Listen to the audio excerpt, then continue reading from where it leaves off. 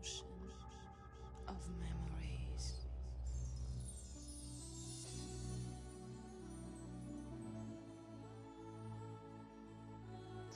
Hello guys, this is Cycle, and we're gonna be talking a bit about RBG setups, tactics, and other key things to win battles. This is the setup that I usually run. It works really great, you have very good map control if it's played correctly. A key thing here is to have your mages both deeping the same targets and it's an instant kill on either a healer or whatever you shoot. You have huge damage output and you have a lot of CCs. You can never run an RPG without a rogue or a mage. At least not on high MMR. Okay, some useful tips to actually success when you do rated battlegrounds. Don't use a voice communication program where you need to push a button to speak.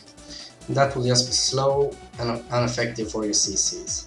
You want to be trying to run with Skype or TeamSpeak without a push to talk. There's a very useful add-on called Battleground Targets, which allows you to easily set focus on targets, target them whenever you want, and always be able to see who's low and who's high on health point, and easy to switch on targets. It's very critical that everyone calls out their CC, so you don't CC the same target. Picture yourself that the battleground is a huge arena battle. You would want to call everything you see out to the rest of the group. Having a good map control is always critical. This means you have an aggressive playstyle and always push through the battlefield. Make them feel that they are not welcome on the map. Map control is also a lot about predicting where the enemies will go and where they will interact. Okay, so this week we're gonna take a look at two of my Battle of Gilneas strategies. Okay, so we start off by putting all our healers and our flag carriers that go into waterworks for a distraction. Their main mission is to keep as many players as they can there and prevent them from capping.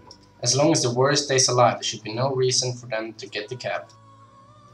We usually leave our warlock staying to defend the mines. That way, if they come with a sneak attack, we always have a pet there and it will be really hard for a rogue to get him alone. Meanwhile, we're sending the rest of our team, which include all the DPS we have, the waterway with water walking to get the lighthouse.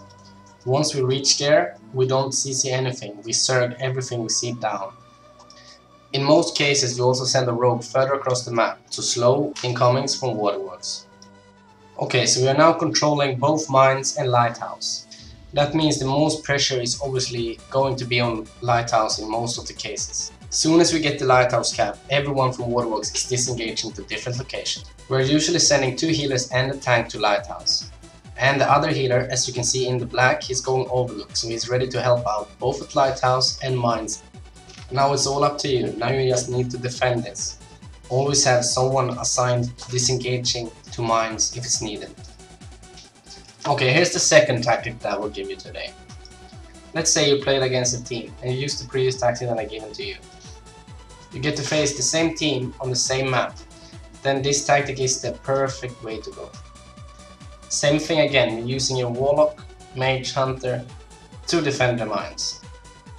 You're sending the same team with your 3 healers and your tank to waterworks. Meanwhile, the rest of your group is moving the back way to waterworks. This don't include the rogue. The rogue will receive a special mission. You want to stop here for approximately 8 seconds until you move in.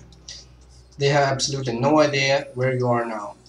In 90% of the cases, they will think that you're coming lighthouse to waterway. That's why you're stopping here to make a distraction. Meanwhile, the rogue is going for his mission. His mission is to move all the way across the overlook and go to lighthouse. In most cases, their entire DPS team is going to be there. But if something been calculated wrong and they predicted your attack on waterworks, there's probably only going to be one defender there, so the rogue could have a great chance of Nina capping lighthouse. But let's say they fell for your trap. The rogue's mission here then, in that scenario, is that he's gonna slow and peel all the incomings that went back to lighthouse to defend it and predicted that you were gonna come the waterway. You're gonna slow those down to prevent them to reach waterworks before you reach the cap on waterworks. Okay, thank you guys for watching this, and I really hope that you enjoyed this and this was helpful for you. Take a moment to subscribe to my channel and maybe like the video. And yeah, stay tuned because I'm gonna be releasing more of these weighted battleground strategies for all the single maps.